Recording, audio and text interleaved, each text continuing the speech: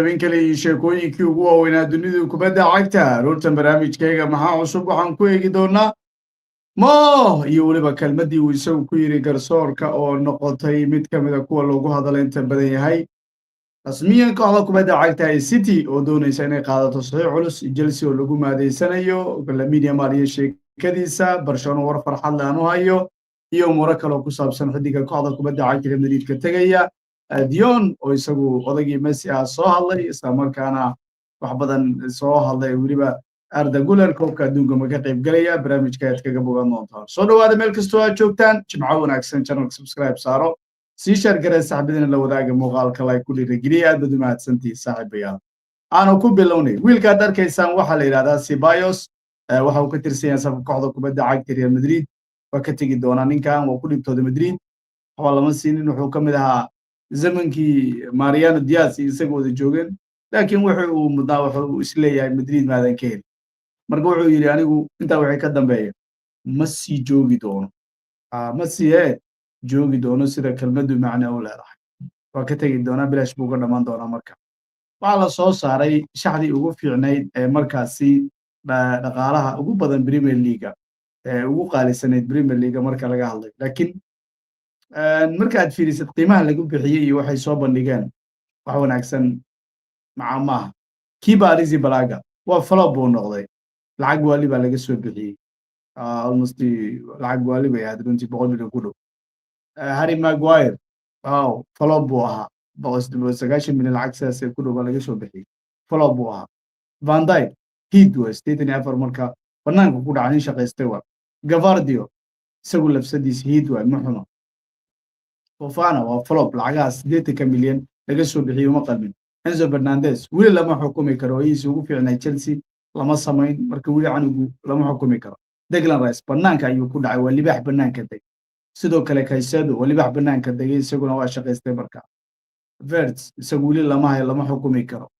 Isaac waa wili lama xukumi karo Grealish waa flop markaas yani waxay ka dhigan tahay lacagahaasi 100 milyan ku dhow marka talaabay saddex dig un baad dhihi kartaa Declan Rice Van Dijk iyo waliba marka Caicedo 100 milyan lacagaha laga soo bixiyay u qalmeen adigu bal yaad isleedahay kuwan uba qalmin ama way u qalmeen fikirkaaga commentiga hoose nagula wadaag saaxiibayaal waxaa jira arrin kale oo ku saabsan 18 sano saddexda daayirada cajiibka ay wacdareynaya Ian Diamond isagoo 19 jir ay arkaysaan inuu isagu markaas 18 gool ku lug leeyahay 16 gool waxa ku laatay jir isagoo Kenan Yildiz iyo Lamine Yamal waa saddexda xidig iyagoo daayira wacdareynay absolutely iyagoo daada jira ay wacdareynaya unbelievable baa le mustawooda yaarkay ku jiraan masalan waxa lagu leeyahay Eden Terzic nadiga kubadda cagta Athletic Bilbao buu isagu markaasi qaban doonaa maadaama Ernesto uu ka dhamaanayo kooxdan koob uu la qaaday kadib wuxuu rabaa inuu baxo xogii ugu dambeeyay waxay tilmaamayaan Athletic Club in markaasi reesan doonto macallinkan baan u noqon doona ninka ogsoonow Real Madrid koobkii ugu dambeeyay Champions League qaadaysa Dortmund baa la ciyaar Dortmund isaga final ka geeyay marka waxa la leeyahay Janis Wayne ayaa markaas isagu yahay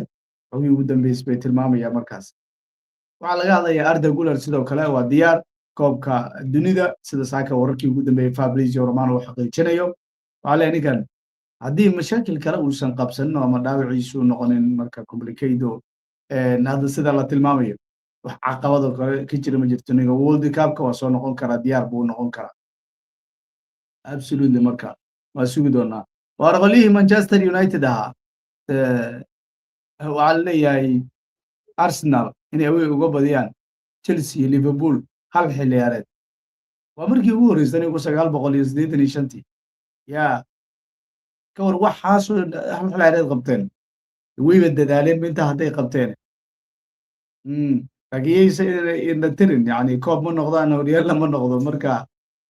rikoorkaasi waa rikoor fiican sax waay laakiin ayaa meesha ku jirta markaasi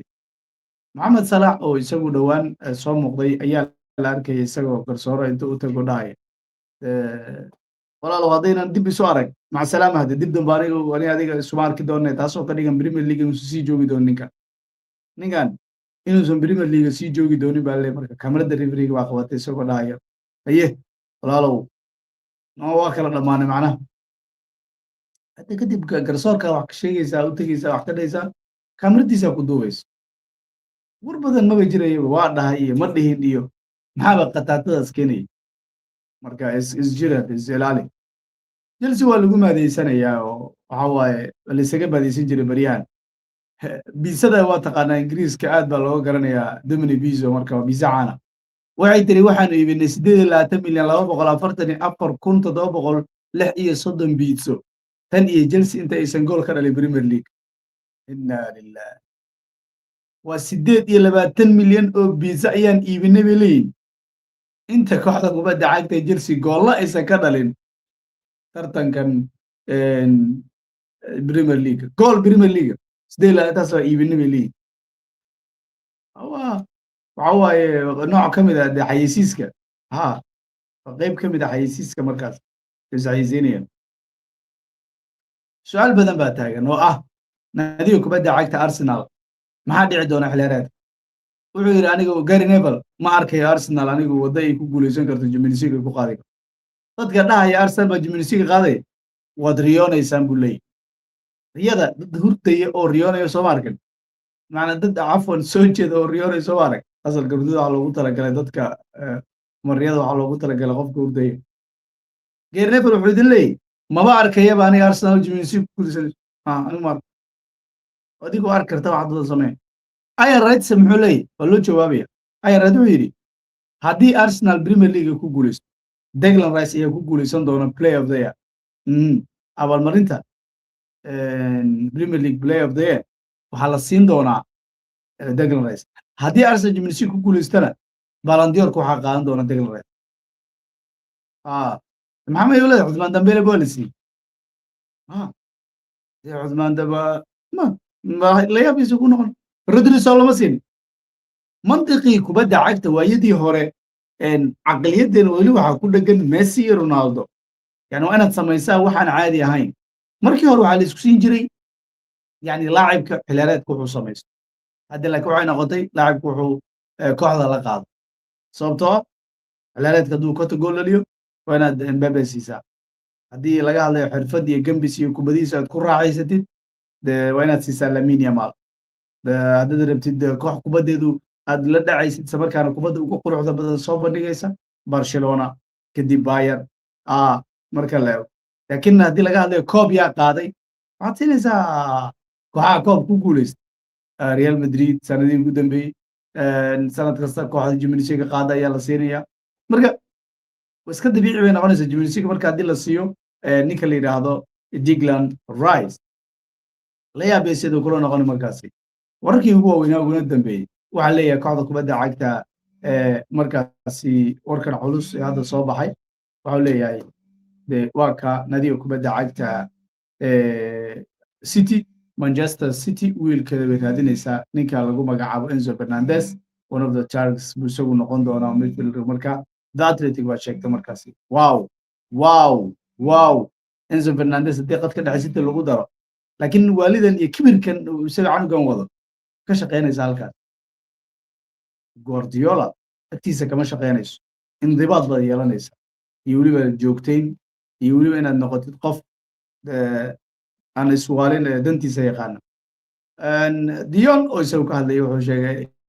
Messi ciyaar kasta waa daawan jiray way markaan yaraa anigu markaas absolute Messi aan daawanayno markaas ninkaas Ballon d'Or kiisu qaaday yani waa good waxa la qaban kara buu leeyahay sidoo kale Barcelona war farxad leh baan u hayaa Rafinha waa soo noqonaya dhawaan hal kulan hadduu seego kulan ku xiga waxa leeyahay Rafinha waa imaanaya classico inuu soo gaaraaba suuragal maxay la dejinaya hadda Lamine ma joogo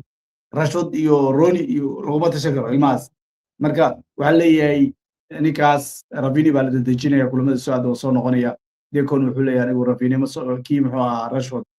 ima ciyaaraye bal hal kale ma raadinaya aad u wanaagsantiin daawadayaal channel subscribe saaro si share garee sidoo kale waxaan ka codsanayaa like inaad ku dhiirigeliso muuqaalka sidoo kale in badan oo kamid